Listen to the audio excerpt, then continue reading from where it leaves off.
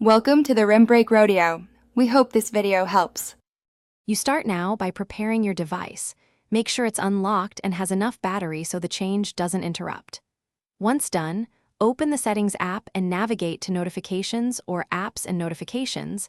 This centralizes control. You should identify which app or group you want to silence first so you don't toggle the wrong one.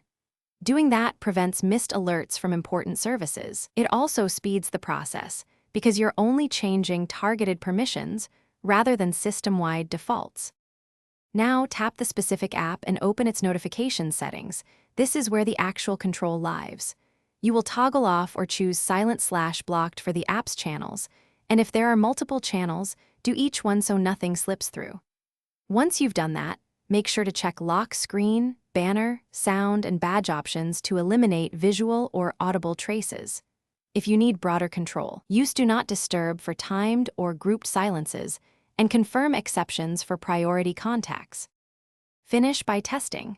Send a message or trigger a notification to verify silence. If you still receive alerts, restart the device and recheck app permissions and system-level notification access. Sometimes a reboot applies changes.